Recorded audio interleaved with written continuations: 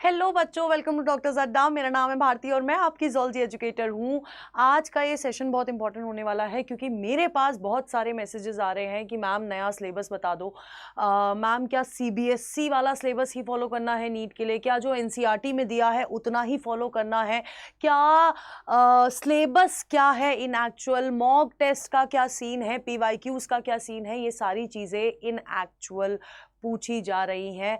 And मतलब although confusion नहीं है क्योंकि अभी तक कोई ऑफिशियल सिलेबस नहीं आया है, बट लास्ट ईयर जो आपका सिलेबस आया था वो हमें फॉलो करना है। बट लेट्स सी बेटा जी, देखो कमेंट्स भी आ रखे हैं और इंस्टाग्राम पे भी काफ़ी सारे बच्चों ने पूछा है। तो अपडेट बेसिकली ये है कि सिलेबस जो है वो आपको कौन सा यूज़ करना है, कहाँ से क्या पढ़ना है, मॉक टेस्ट किस हिसाब से देने हैं। सो बेसिकली जब हम लोग बात करते हैं मॉक टेस्ट की, जो आप भी इस पॉइंट ऑफ टाइम पे नवंबर एंड पे बच्चों को लग रहा होगा कि मैं कब से मॉक टेस्ट देना शुरू करूं, मैं कब से फुल लेंथ मॉक टेस्ट दूं, मैं कब अपने शॉर्ट वाले मॉक टेस्ट को ख़त्म कर दूं। ये सबसे बड़ा डाउट है जो मुझे पता चला। सो बेसिकली आपके मॉक टेस्ट दो टाइप के होते हैं। एक होता है माइनर, जिसमें आप चैप्टर वाइज या यूनिट वाइज मॉक टेस्ट दे रखे होते हैं, और वहीं पर दूसरे होते हैं मेजर यानी कि फुल लेंथ। तो बेटा जी, मेरी जो एडवाइस है या मुझे जो लगता है वो ये है कि अगर आप माइनर टेस्ट आपको रेगुलर बेसिस पे देने चाहिए, जहां पर आप अपने चैप्टर वाइज अपने आप को टेस्ट कर रहे हो, आप अपने यूनिट वाइज अपने आप को टेस्ट कर रहे हो, और मैं बोल रही हूँ कम से कम हफ्ते में 2 बार तो ये टेस्ट दो, है ना। ऑल्दो हर कोचिंग में आपको 1 बार हफ्ते में टेस्ट होता है, बट आई विल प्रिफर कि आप एटलीस्ट 2 बार टेस्ट दो। अपनी कोई 2 चीज़ों को टेस्ट कर लो ताकि आप उससे एनालाइज कर सको अपनी गलतियां, आप उस चैप्टर में कैसे हो ये आपको पता चल सके, किस तरह की मिस्टेक हो रही है, वीक है या सिली मिस्टेक्स हो रही हैं, किस तरह की मिस्टेक हो रही है, उनका आप एक एरर चार्ट बना लो और देखो कि क्या वो मिस्टेक कम हो रही है या फिर वो रिपीट हो रही है बाय द टाइम। वहीं पर मेजर टेस्ट के लिए या फुल लेंथ टेस्ट के लिए मैं आपको बोलूंगी आप उस पॉइंट ऑफ टाइम से देना शुरू करें जब आपका सिलेबस कंप्लीट हो गया हो। अब ये मत बोलना मैम 1 चैप्टर बाकी है, 2 चैप्टर बाकी है, 3 चैप्टर बाकी है, तो क्या हम लोग फुल लेंथ दे सकते हैं? नहीं दे सकते। देखो, बात यह है कि आप फुल लेंथ टेस्ट दोगे, आपको पता है अंदर से कि आपने 3 चैप्टर पढ़े नहीं है, और फिर अगर आपके मार्क्स कम आते हैं ना बेटा जी, तो आपको होता है डिमोटिवेशन कि यार मैं क्या कर रहा हूं, मैंने कुछ भी नहीं पढ़ रखा है, जबकि तुम्हें पता है ये चैप्टर की वजह से नहीं हो रहा है, मेरा ये चैप्टर मैंने करे ही नहीं है। तो आप लोगों को फुल लेंथ मॉक टेस्ट तब देने हैं जब आपका चैप्टर, आपका सिलेबस पूरा हो सके, हो जाए, और तब आपको पता चलेगा कि यार मैं फुल लेंथ देने के लिए अब तैयार हूं। उस पॉइंट ऑफ टाइम से आपको क्या करना है, फुल लेंथ मॉक टेस्ट देने हैं। वहां से भी आपको एनालाइज करोगे कि जब मैं इतना सारा सिलेबस एक साथ टेस्ट कर रहा हूं तो कौन सा पार्ट है जो मेरा वीक है। फिर उस वीक वाले पार्ट के लिए आपको दोबारा किस पे आना है, माइनर टेस्ट पे आना है। ठीक है, तो आपको इस तरह से ये साइकिल चलानी है जिससे आपकी बाय द टाइम, देखो बेटा 5 महीने हैं, बाय द टाइम आपका क्या होगा, वो एरर चार्ट जो आपने इतना लंबा बना रखा होगा वो भी शायद 2-3 में पहुंच जाएगा, और जब एरर्स नहीं होंगे तो एक्यूरेसी ज्यादा होगी, एक्यूरेसी ज्यादा होगी तो मार्क्स के साथ साथ सिलेक्शन के साथ साथ रैंक भी आएगी। ठीक है, नेक्स्ट चीज हम लोग बात कर लेते हैं, प्रीवियस ईयर क्वेश्चंस लगाने चाहिए या नहीं लगाने चाहिए। बेटा जी सबसे पहला आंसर है हाँ, क्योंकि बहुत सारी जगह मैंने देखा है कुछ लोग बोलते हैं कि पीवाईक्यूज नहीं लगाने चाहिए, but PYQs are the main element, क्योंकि इनसे आपको मोस्ट रिपीटेड कंसेप्ट का पता चलता है, most repeated type of question का पता चलता है, कौन सी लाइन से क्वेश्चन आ रहे हैं, ये सारी चीजें आपको पीवाईक्यूज ही बताती है। और लास्ट 10 ईयर्स के पीवाईक्यूज आपको करने हैं, और मैं आपको बोलूंगी कुछ चैप्टर ऐसे भी हैं जिनसे लेंदी क्वेश्चन आते हैं, और मैं आपको बताना चाहूंगी कि इस साल नीट 2025 का पेपर लेंदी भी हो सकता है या हार्ड भी हो सकता है, लेकिन फॉर श्योर इजी नहीं होगा। ठीक है, अब पीवाईक्यूज भी आप 2 तरह से करने हैं आपको, ऐसा नहीं है कि एक बार पीवाईक्यूज कर लिए आपका काम खत्म हो गया, नहीं, आपको पीवाईक्यूज करने हैं 2 तरह से। पहली तरह है आपकी चैप्टर वाइज, आपका कोई चैप्टर कंप्लीट हो जाता है उसके पीवाईक्यूज लगा लीजिए। ठीक है, आपका मान लो आज रिप्रोडक्टिव हेल्थ खत्म हो गया, उसके पीवाईक्यूज लगा लीजिए, आपका ह्यूमन रिप्रोडक्शन खत्म हो गया, आप उसके पीवाईक्यूज लगा लीजिए, आपका ऑप्टिक्स खत्म हो गया है, आप उसके पीवाईक्यूज लगा लीजिए, आपका पी ब्लॉक खत्म हो गया है, आप उसके पीवाईक्यूज लगा लिए। एक चैप्टर वाइज आपको ये पीवाईक्यूज करने ही करने हैं।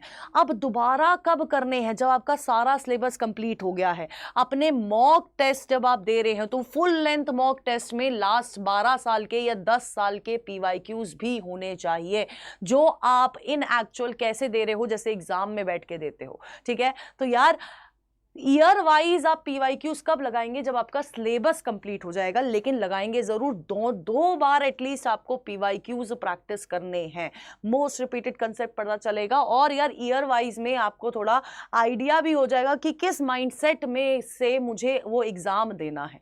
ठीक है, नेक्स्ट चीज क्या है बेटा जी, सिलेबस अपडेट। देखो आपको नई एनसीईआरटी फॉलो करनी है, मैं आपको बहुत क्लियरली बोल रही हूँ, नई एनसीईआरटी फॉलो करोगे, लेकिन देयर आर फ्यू टॉपिक्स, हर सब्जेक्ट में कुछ ना कुछ ऐसा टॉपिक है जो आपको पुरानी एनसीईआरटी से करना पड़ेगा। फॉर एग्जाम्पल अगर मैं आपको बोलूं कि ज़ूलॉजी वाले पोर्शन में कॉकरोच है और एनिमल टिश्यू है, जो आपको पुरानी एनसीईआरटी से करना पड़ेगा, क्योंकि नई एनसीईआरटी में उसका नामो निशान नहीं है और सिलेबस से वो हटाया नहीं गया है।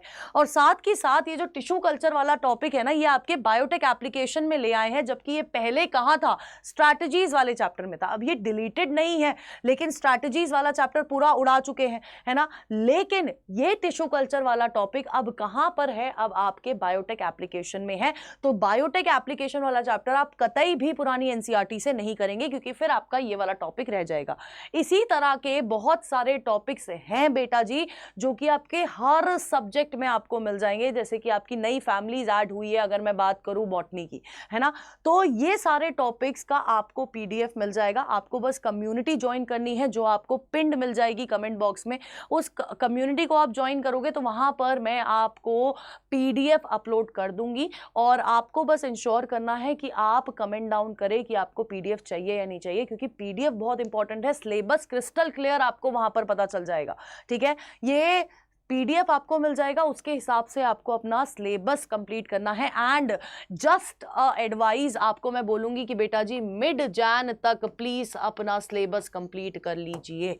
ठीक है, अब ताकि आप उसके बाद सिर्फ अपने मॉक टेस्ट पे, रिवीजन पे फोकस कर सके।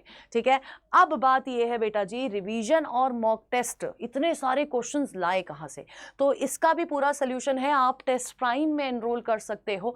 अब टेस्ट प्राइम क्या है, इसमें आपको यार 500 से ज़्यादा कोर्सेज, अब मैं नीट की बात नहीं कर रही हूँ, यानी कि अगर नीट वाला बच्चा है, उसने टेस्ट प्राइम लिया है, वो सीयूटी के भी टेस्ट दे सकता है।